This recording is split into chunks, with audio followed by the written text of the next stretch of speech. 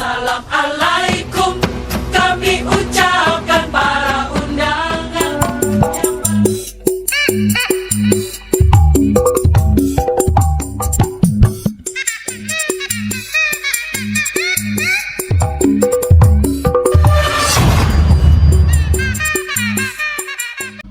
Saudara-saudara, ada hal yang unik yang dilakukan Presiden Republik Indonesia Prabowo Subianto tatkala melakukan peninjauan ke Aceh beberapa hari lalu.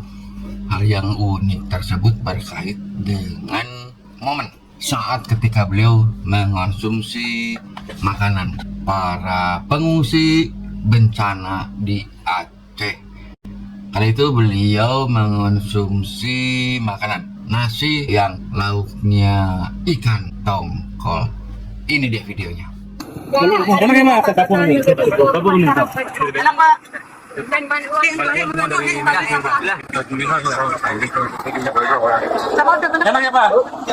itu apa Pak Presiden?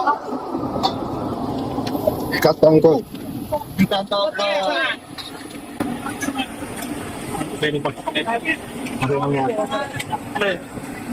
Sayur.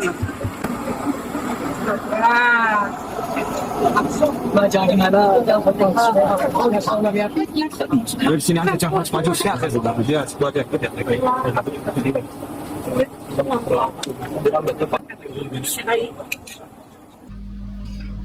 Bagi yang bukan orang gizi, hal tersebut mungkin ya biasa-biasa aja. Tapi bagi orang gizi, pertanyaan yang muncul kemudian adalah, emangnya boleh makan ikan tongkol saat bencana?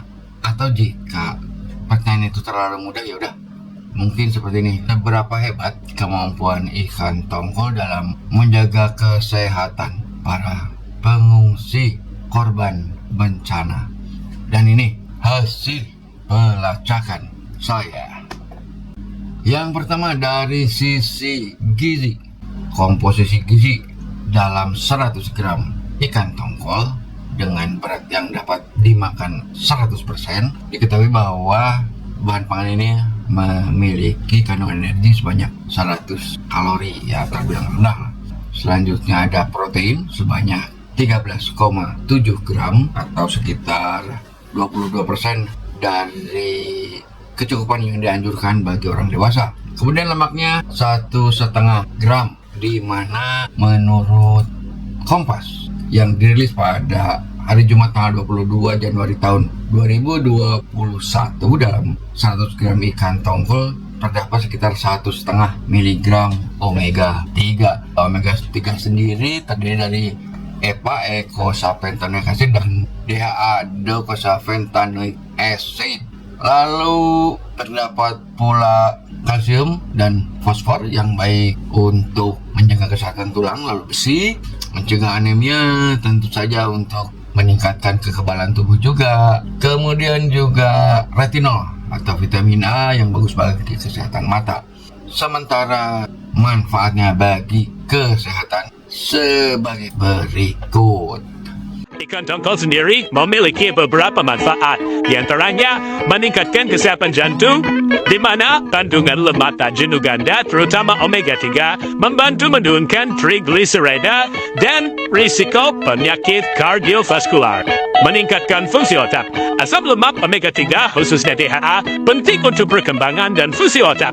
Manfaat berikutnya, sumber protein berkualitas. Tongkol kaya protein yang penting untuk memperbaiki sel-sel tubuh, meningkatkan sistem kekebalan tubuh, dan menjaga kesehatan rambut, kulit, kuku, dan otot. Tongkol juga bermanfaat bagi ibu hamil dengan membantu menjaga kadar elektrolit, menurunkan resiko kekurangan darah, mendukung pertumbuhan janin, serta menjaga kesehatan jantung. Tongkol juga bermanfaat untuk menjaga kesehatan tulang. Bukan tulang yang ini. Nah, yang ini. Tongkol mengandung kalsium dan fosfor yang penting untuk kesehatan tulang. Yang tidak boleh dilupakan juga, berdasarkan tulisannya Dr. Kupiah Timbul Wahyudi di Kalbemed, disebut bahwa omega 3 dianjurkan sebagai terapi tambahan depresi mayor. Sebagaimana diketahui, yang namanya korban bencana itu memang sangat rentan terkena depresi, dan ternyata omega 3 bisa dijadikan terapi tambahannya untuk mencegah situasi depresi yang lebih parah. Adapun mekanisme kerjanya, omega 3 terutama EPA dan EDH dapat menembus membran sel otak, memengaruhi transmisi neurotransmitter, dan memiliki efek anti-inflamasi yang semuanya dapat memengaruhi suasana hati. Peradan kronis sering dikaitkan dengan depresi. Jadi dengan kata lain, ini ikan memang bisa membantu meningkatkan kesehatan baik fisik maupun mental pengungsi. Masalah selanjutnya adalah jika memang ikan tersebut kaya manfaat, apakah orang kemudian boleh mengonsumsinya sesukanya? Ternyata dari hasil penelusuran diketahui rupanya ada studi lokal di daerah-daerah di mana ikan tongkol lebih gampang didapat. Diketahui bahwa kadar merkuri pada tongkol berkisar antara 0,1 hingga 0,25 part per million atau ppm. Meski jumlah ini masih jauh di bawah ambang batas aman yang ditetapkan oleh BPOM, yaitu 0,5 ppm, namun ini tidak berarti orang kemudian boleh jor-joran mengonsumsinya. Tetap ada batas-batas supaya jangan melebihi batas tersebut.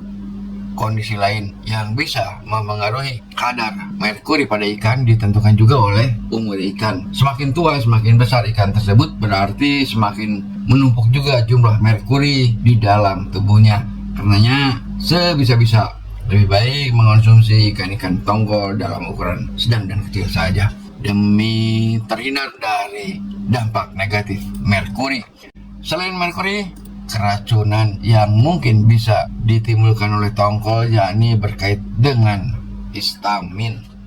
Jadi asam amino esensial pada tongkol dapat berubah menjadi histamin saat terkontaminasi bakteri. Bakteri tersebut bagian dari mikroflora alami kulit, insang, dan usus ikan yang baru ditangkap. Pembentukan histamin dapat terjadi di sepanjang rantai pasokan ikan dan produk olahannya, mulai saat ditangkap, dibawa berlayar ke pelabuhan, di jajaran pedagang, hingga ke dapur. Dari hasil penelitian, keracunan histamin terdeteksi pada sampel ikan yang dibiarkan dalam suhu ruangan selama 24 jam. Namun, histamin tidak terdeteksi saat sampel ikan disimpan pada suhu 2 derajat Celcius sepanjang hari. Adapun beberapa gejala yang ditunjukkan gara-gara keracunan histamin ini, yakni munculnya kesemutan, merasakan sensasi terbakar di sekitar mulut, muka memerah, berkeringat, mual, kemudian ada juga yang hingga muntah, lalu muncul sakit kepala, jantung berdebar, pusing, kemudian ada ruam, dan pada kasus yang parah bisa sampai memicu serangan asma dan jantung.